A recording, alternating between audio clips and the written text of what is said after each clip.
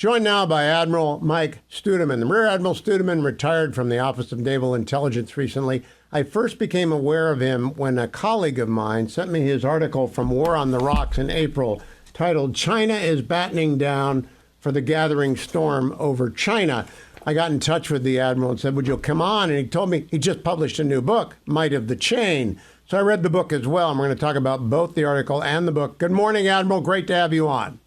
Good morning, Hugh. Great to be here. Look forward to your questions. Well, the first question is I'm supposed to ask you, courtesy of Admiral Stavridis, who was on last hour, about your father, Bill Studeman, who was a mentor of his.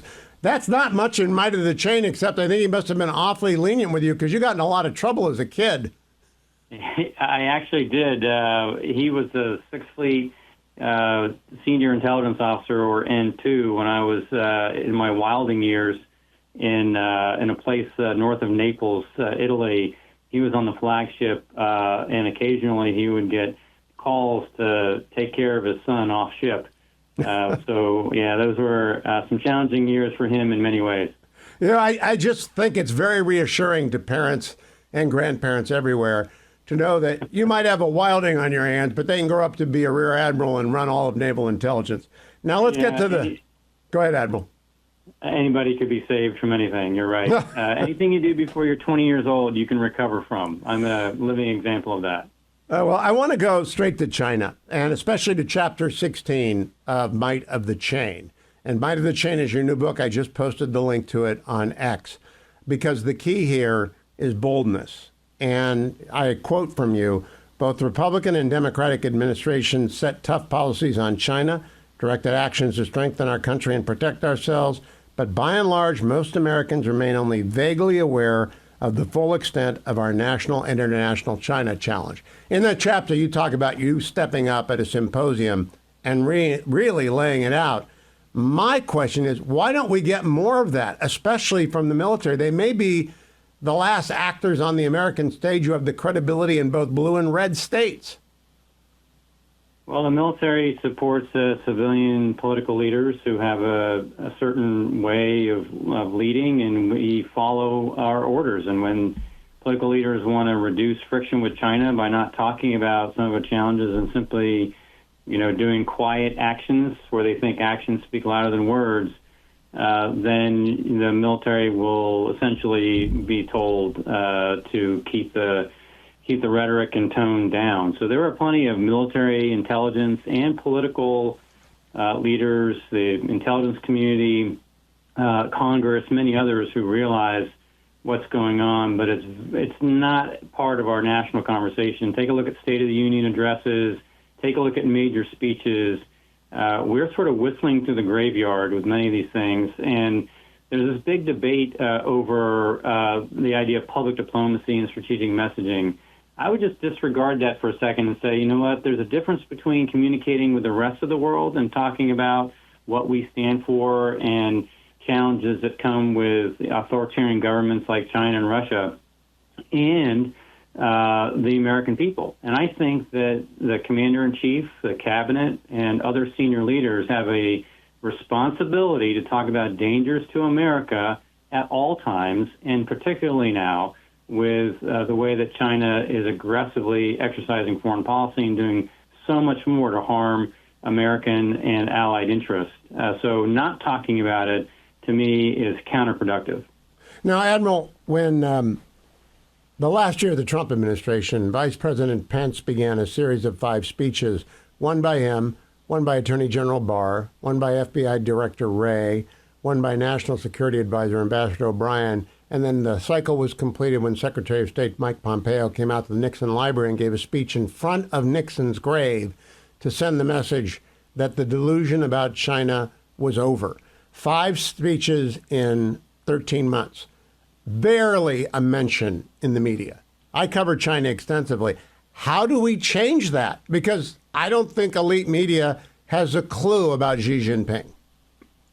Yeah, it has to be something that is part of the national conversation that occurs from the White House on down, where you have liberal rights to describe what is the truth in terms of what this means for the average American citizen, what it means for our geopolitical position around the world, what it means for our technological edge, what it means for our economy, what it means for our values, our prosperity, our security. All of that has to begin with the bully pulpit and having a president that talks honestly and candidly to the American people, in my view. Secondly, you need to have think tanks respond. I think they are, but they're, part of the intelligentsia that doesn't get as much bounce in the larger public in America. And academia needs to stand up. And frankly, there are a lot of people in academia that are very fearful of saying anything negative, because if they do, they don't get their access to China. They're painted as an enemy of China, and so they're walking a tightrope, trying to figure out how to still be productive as an academic and not end up cutting the sources of their raw material off as they study it. So there's, I think, in many cases, there's lack of political will. In other places, perhaps lack of moral courage. Admiral Studeman, one of the things I've noticed in just the last 2 weeks, and I confirmed it with a couple of veterans of the Trump administration, is that there's an information operation being waged against Matt Pottinger, trying to favor Elbridge Colby. They're both friends of mine, by the way, but they and the information trolls, I believe, are coming out of the CCP, are targeting and attempting to discredit Matt Pottinger because they really hate him. I don't know if you had any interactions with Matt, but like you, he's a Mandarin speaker and he reads the stuff in the Chi-Com press, and he's very, very alarmed. Should we be putting that on the front pages everywhere, that the Chinese Communist Party is targeting someone like Pottinger? There are plenty of people who speak out about China that are targeted. Bonnie Glaser as well, who is a Taiwan expert and has also talked about what's happening there, about Chinese influence operations and bullying around Taiwan. So look, anybody who actually does come out with the truth is going to end up having China wage its information instruments against them. So it's par for the course for anybody who is in this field of studying the Indo-Pacific and China. And it says something about the depth that the Chinese have penetrated in the information ecosystem and doesn't get as much play. So when China is influencing American politics and discussions and debates, trying to amplify our differences, right, if they try to shape the way that local governments and state governments versus, the federal center of gravity are, thinking about China, if they have so many news media outlets globally, but also in the United States, if their influence is so significant, then we ought to be talking about how we protect ourselves against these very direct information operations that they're running. When the last Republican debate was held, I moderated that with Lester Holt and Kristen Welker. And I asked 3 questions about China, including whether or not we ought to ban TikTok, just because I was going to focus on China. I just don't think American media has much understanding of China, and that for fear of appearing ill-informed, which has never held me back ever because I'm pretty ignorant about a lot, they don't ask questions about China because it's pretty doggone difficult to get to the bottom of it, Admiral. How long does it actually take? You took 16 months to learn Mandarin. I found that chapter very interesting, chapter 9 on self-discipline. How long does it take for a media person to get competent on China, do you think? Well, I think it takes years. I think it takes concentrated study, a care factor, and a willingness to learn from others. I think there are ways that you can shorten the learning cycle so that you can adequately cover some of these things. You should be quoting people who are much deeper experts on some of these issues, but I think that we're distracted. We're running off to the next thing. We can't seem to do the long dwell focus on the pervasive challenges to our society and so many others around the world by the rise of China and the threats that it poses. And it's just incredible to watch how it's done event by event. In other words, you will get a very small stovepipe slice of the China problem, but very few people try to actually connect all of these things together to see how they look as a holistic understanding of the dangers. I tried to do that in my speech in San Diego in February of last year to say, listen, the China problem is so large that you actually need to blow it up to see it correctly. You can't simply take it one little tidbit at a time. It's alerting and alarming in its individual pieces. How about taking a look at it when it's all aggregated into one, large challenge to our society? And very few reporters ever take the God's eye view of the China problem. Well, when you published China is battening down for the gathering storm over Taiwan, the piece that is in the War on the Rocks from April, did you get reaction from the media at large or just reaction from Chinese bot farms? I got reactions from all corners, and it was largely, gosh, I didn't know that they were doing so many things. I'm going to have to think about this because I haven't heard it from anybody else, right? It was the shock of putting all of those elements, those facts together to say, listen, folks, this actually collectively should really worry you that China is essentially on a war footing. It's a multi-year war footing, but it's just as disturbing as what Japan and Germany were doing earlier in the 20th century. And, you feel like, there are only a few Churchills around that are willing to sort of call it out. And so I think it was well received, but also almost disbelieved by some because they haven't heard it from other authoritative sources often enough coming from government. And if government isn't talking about it, then perhaps it's not an issue, and it certainly is. There is a line in your article. Xi's, this is General Secretary Xi's most critical choices reflect a march to war. Leadership changes at the 20th Party Congress in late 2022, for example, turned the Politburo into a body more akin to a war cabinet. 15 of its 24 members now have Taiwan-related experience. We're going to go to a break here in 45 seconds, Admiral. When do you think their timeline is now? When does the window, what was called the Davidson window, open for them? Is it open now? Yeah, no, I think maybe small, very short, sharp military operations with a political aim in mind are possible at any time here in weeks, months, and single-digit years. But I also believe that a major operation would be something maybe in the late 20s, early 30s, depending on opportunities, which we can talk about more. It's not just about capabilities and intention. Those are clear. It's also about opportunity. So we can define that later. Rear Admiral Mike Studeman, retired United States Navy, is my guest. He retired as the head of the Office of Naval Intelligence. He's now written a brand new book, Might of the Chain. I got a text message, Admiral, from a friend of ours, Captain Jerry Hendricks. He says it shouldn't be known as the Davidson window. It should be the Studeman window because you invented that. Any comment on that? That's very nice of him, but I would give the credit to the intelligence community and Xi Jinping. First of all, there are layers of insight that the intelligence community has that you just have to trust are there. At the same time, Xi Jinping is the one who accelerated military deadlines to get ready from 2035 to 2027. So the leader of China has been the leading voice on directing his PLA and his society to be ready to give him options. To some people, the 2027 deadline is only, interpreted in the skinniest way to ensure that mechanization and informationization is completed. But we know there's more to that. Xi Jinping has a great deal of impatience to resolve the issue. He's strategically signaled this through many means. He is preparing in so many different ways. I cover some of that in my War of the Rocks article. And we need to take guys like that seriously. Disbelieving an authoritarian dictator with an iron will to recover territory that they, think is theirs, that's a pretty serious thing in contemporary geopolitics, and we need to take the appropriate preparation measures. I want to quote from Chapter on Change, page 241 in Might of the Change, the Admiral's new book.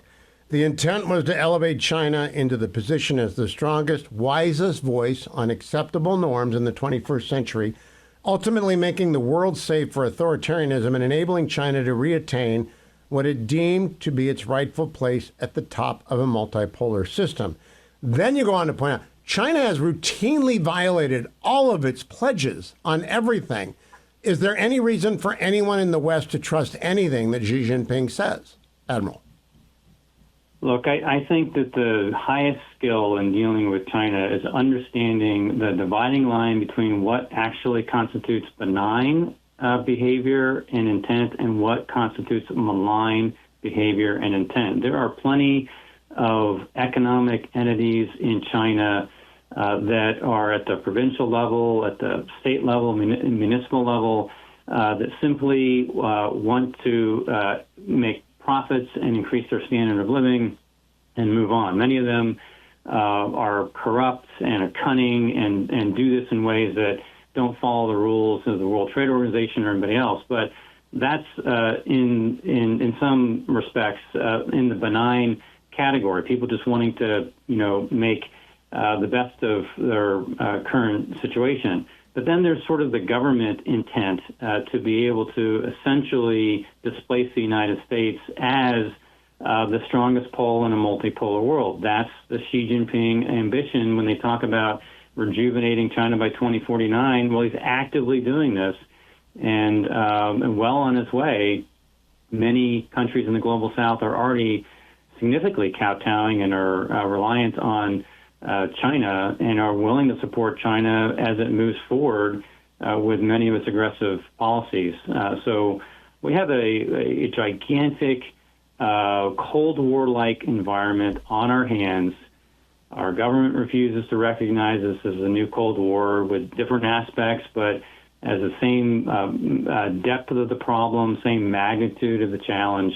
And it's an organizing principle that we should have to be able to move forward, but we aren't getting that from our leaders. We've had overheated discussions about China that come off as politicized, and now we're getting undertreated. Very few conversations about China, and I think there was a middle road for calm, balanced, objective ways to talk about our challenge. That's what Chairman Gallagher used to come on weekly to do, and I'm hoping that change continues in the next Congress. We're going to continue talking after the break and the end of the program, America. But, Admiral, I want to make sure everyone hears this, because they got to know this. In the middle of the ONI, Office of Naval Intelligence challenges, which included the Black Sea conflict, Ukraine and Russia, China's new belligerence, Iranian harassment and attackment on merchant shipping, the biggest morale buster at ONI was parking. I found that to be both illuminating, funny, but also true across all organizations at all time. Yeah, you have to take care of your people. And listen, that's an aggravator. It's not the biggest challenge that they face, but from an attitude perspective, it is one of those things like, why can't, people in power take care of me in a way that makes sense? Look, we had a parking lot. We had a raised garage that had some cracking earlier than intended, and it had to be torn down. So there was, environmental things out of our control.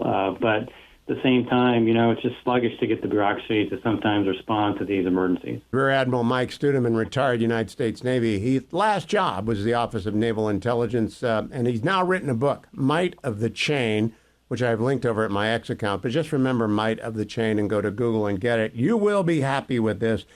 I have always, Admiral, when I interview authors, I have two columns, things I'm glad to see in print that I believe, and things I did not know that I'm glad to have learned. In that latter category, Nimitz-class carrier has a chain with 700 links, each weighing 350 pounds.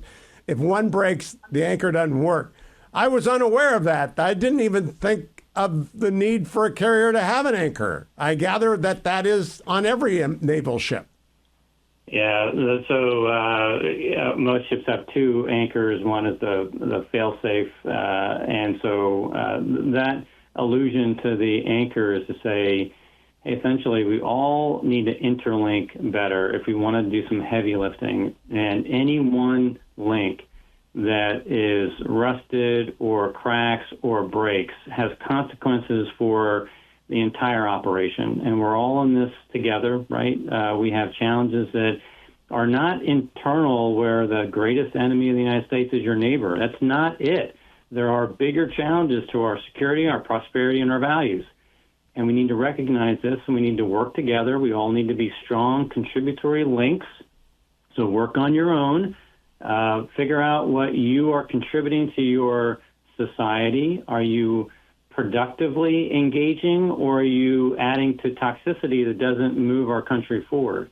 That's the main theme. We got to work together. Let's talk about some of those things. Enforcement, Chapter 23. Discipline of others isn't punishment. You discipline to help, to improve, to correct, to prevent, not to punish, humiliate, or retaliate. You know, I've been a lawyer for 35 years. Admiral, almost every workforce issue comes down to someone being intimidated, punished, or abused. Did you see a lot of that at ONI, or has the Navy rooted that problem out? No, I think everybody is very well attuned to that within the military structure. I mean, there are some people who are making mistakes along the way, maybe in the junior ranks. Sometimes you get some senior people who've managed to get promoted who still have, sort of a martinet approach, but those are very rare these days in the military. So I think that there are some good practices from the uniformed services that could apply across America and beyond. And that's why I included that in there, because sometimes people will pick a few leadership traits and they'll emphasize those, and they'll shy away from some of these others that are a little more uncomfortable or sticky or gooey. And I wanted to provide guidance on things that, make for a well-rounded leader, one who can handle any situation, and includes how you deal with enforcing. If you deal with it well, you will be able to retain and gain the loyalty of somebody who may have made an innocent mistake. If you don't handle it well, you may have lost that person forever. Let's talk a little bit about Admiral Murphy, because I am a huge believer in civility, and I thought Chapter 25 on page 133, which is about civility, I look forward to reading. I dive in and I find out about Admiral Murphy, Olmsted scholar. We need him today. Unfortunately, he's gone on Ukraine and Kyiv. A four-time admiral's assistant. The bottom line of that chapter, being civil isn't all that hard. But a lot of people have trouble with that, Admiral. Why do you think that is? I think there's basic laziness, actually. I think people just don't take the time to be their best selves. I think this is a matter of self-discipline.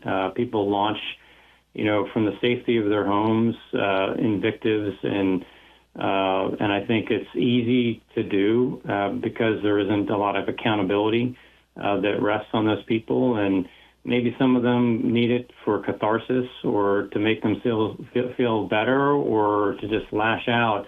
But this is not something that will work in a local environment, and it won't work at a national environment either. And so we've got to figure out a way to bring your best self into this world, because anything less than that, actually begins to seize up our engine of growth in our society.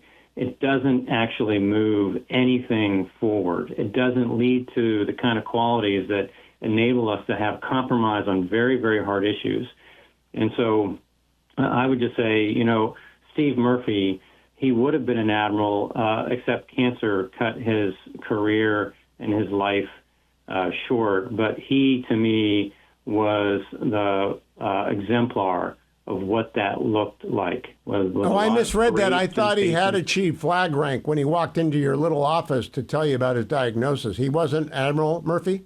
We were in the Vice Chief of the Navy's office. He was a four-star admiral, but we were on his staff. So he was Commander Murphy at that time, and I was Captain Studeman.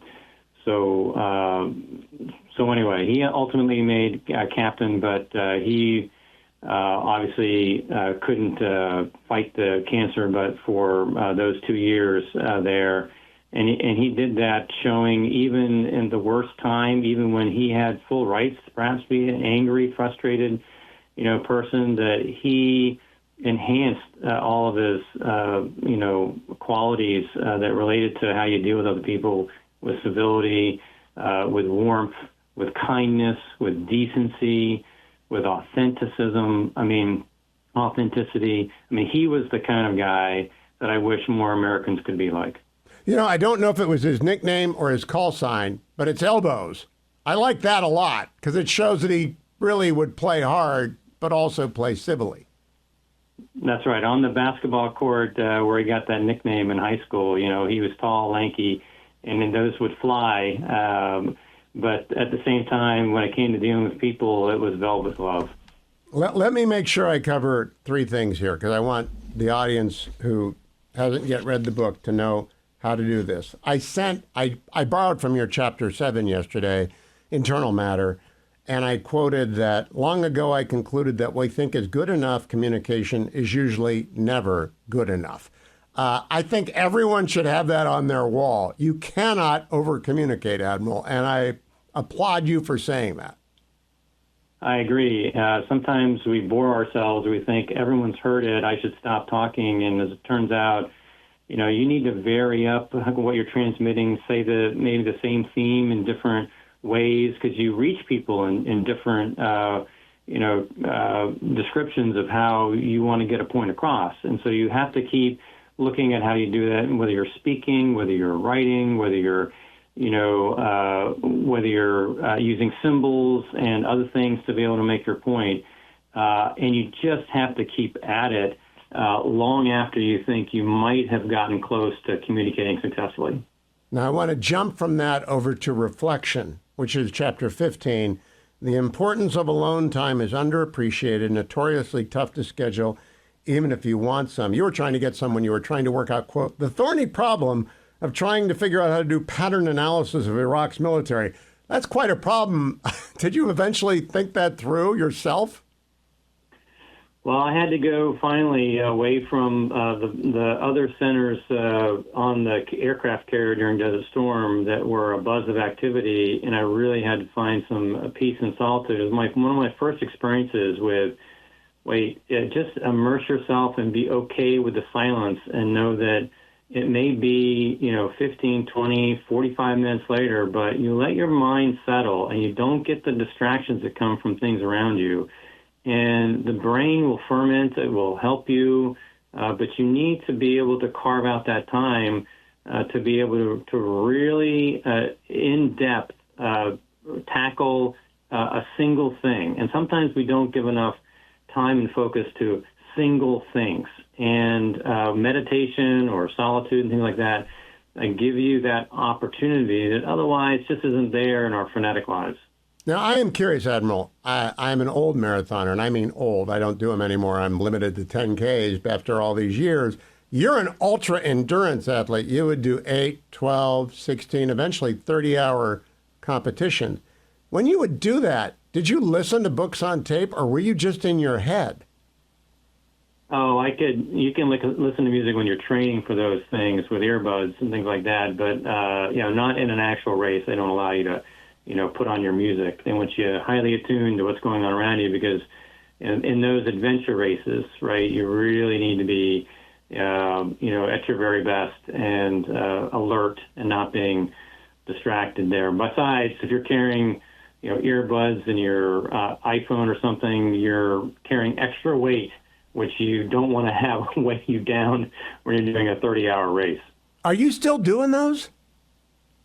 I did one in November last year. I did the North American Championship for solo adventure racers, and we had 30 to 40 competitors there met in Georgia, and I was fortunate. There were a lot of people that didn't finish the race because it was very, very tough. But I was able to pull out a third in my age category from that, and I'm thinking about doing the national championship here in late September in West Virginia. We'll see. Well, I got a tip for you, Admiral. If you keep doing them, eventually you're going to place first in your age because everybody else quits. That's what happened to me. Let me ask you and close by talking about self-discipline. I learned more about Mandarin in your chapter on learning Mandarin. I didn't know there were 5 tones. I know a lot of Mandarin speakers, too. No one ever told me flat, rising, falling, dip, and neutral. First time in your life you had to do a laborious daily grind. Brilliance is great if you have it, I quote now. You didn't for Mandarin, but discipline always pays dividends. We have a recruitment crisis in the military right now. Is it because youth are afraid of the discipline, or is it because they're afraid of the culture? No, I think, first of all, when it comes to basic qualifications, only, around 20% of Americans actually would qualify physical standards and and other things that are required just to submit your application and be a legitimate candidate. So that's a problem, right? In terms of the physical capabilities of the people that may want to enter the military. Most of the people that enter probably have a relative or family member who was in the military at some point, and they were inspired by their service, by maybe some of the adventures and challenges that they faced. They realized that there are a lot of benefits in terms of the opportunities for GI Bill, for elevating themselves, to get education, come in as enlisted. There are options for officer programs. So there's a significant way to contribute to society and to the world. And some people have a touch of what that looks like from their personal experiences, and they're probably more apt to apply. Others just haven't had the opportunity to meet someone that can explain the opportunities there. And that's the reason why we try to do more active recruitment and really facilitate those engagements. Admiral, I want to close by telling you about the civilian-military divide. I'm a civilian, completely. I don't even get the acronyms right whenever we do the Semper Fi fun show. I get everyone's rank wrong, and they're very forgiving, but I'm clueless about rank and things like that. But I married a Marine Corps brat, and so she's helped me along a little bit, and we got family in the service. I am worried that Americans have no idea the sacrifices that military families make. Do you think they do? I think they generally understand that military members face a significant amount of danger. They deploy. They're away from their families. The families have to fend for themselves. Even though as they draw together as part of a unit, they all help one another. I think that people understand generally what that's like. Specifically, probably not as an acute level of awareness as perhaps the military would like them to have. But you do find that there is a deep well of patriotism. The people, when they understand they're engaging a military member or their families, that you do get the notes of appreciation. So that's always well received. Well, I think Might of the Chain will go a long way towards closing that divide. I recommend it strongly to everyone out there, and I hope you will come back, Admiral, as China will not be out of the news for as long as I'm in the news business, and I hope you'll be available again. I appreciate the time this morning. Congratulations on the publication of Might of the Chain. Thanks, Hugh. Anytime willing to come back and talk about any issue on your mind. Thank you. Thank you, Admiral. Bye-bye.